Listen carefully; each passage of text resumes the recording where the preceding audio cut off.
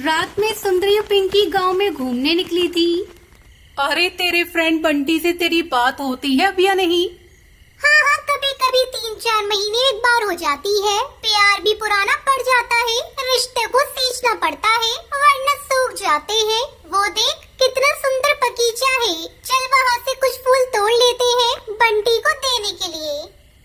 पिंकी और सुंदरी बगीचे में फूल तोड़ने लगती है। तभी भूतिया टूनी चिड़िया की आत्मा वहाँ आती है और दोनों की टांग पकड़कर खींचते हुए नीचे ले जाती है। नागपुर गांव में कालू कौवा अपनी पत्नी टुनटुनी के साथ रहता था। एक रात जब कालू जलेबियां लेकर लौट रहा था तो वो देखता है कि एक चिड़िया जमीन में गड़ी हुई है। बचाओ, कोई मुझे बचाओ। कालू तुरंत उस चिड़िया के पास जाता है और उसका पंख पकड़कर उसे जमीन से बाहर निकालने की कोशिश करता है। तभी वो भयानक भूतिया टूनी चिड़िया की आत्मा में बदल जाती है और उल्टा कालू को ही जमीन के अंदर खींचने लगती है।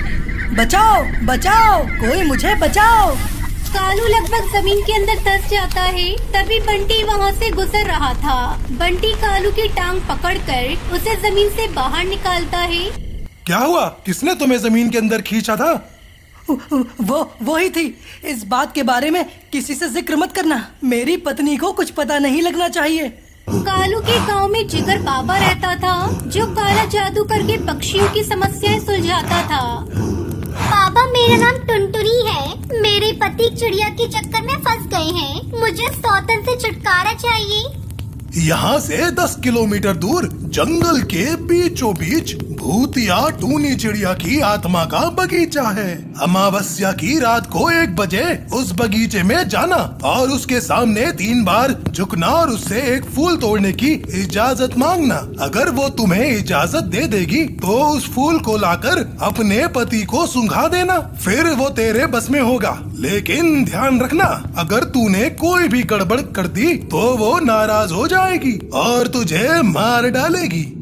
ये सुनकर टुनटुनी भूतिया बगीचे में जाती है। वहाँ भूतिया टूनी चिड़िया की आत्मा टहल रही थी। टुनटुनी सीधा जाकर फूल तोड़ने लगती है। तभी भूतिया टूनी चिड़िया की आत्मा से पकड़ लेती है। तू यहाँ क्या कर रही है? तू जानती नहीं मैं कौन हूँ। उस दिन तो तेरा पति बच गया, लेकिन आज तू नहीं बचेगी। मैं तुझे जान से मार दूंगी। तेरा पति ना सही, तुझे मारकर अपनी मौत का बदला लूंगी, तभी मुझे शांति मिलेगी, शांति।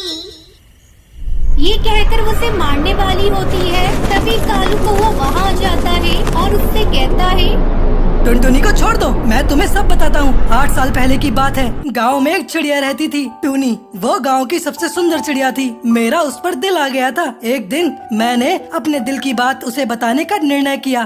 टूनी, मैं तुमसे प्यार करता हूँ और शादी करना चाहता हूँ। मैं तुमसे प्यार नहीं करती और शादी की बात तो भूल ही जाओ। मैं पढ़ी लिखी हूँ और तू गवार। ये सुनकर कालू कौवे को गुस्सा आ जाता है। वो रात में टुनटुनी के घर जाकर उसे जान से मार देता है और उसकी लाश को बगीचे में दफना देता है। जब से मेरी आत्मा इस बगीचे में भटक रही है, मैं जब तक तुझे मार नहीं देती मेरी आत्मा को शांति नहीं मिलेगी। ये कहकर भूतिया टूनी चिड़िया की आत्मा कालू कौवे को मार देती है और उसकी आत्मा को शांति मिल जाती है और वो वहाँ से गायब हो जाती है। इस तरह कालू कौवे को अपने किए की सजा मिल जाती है।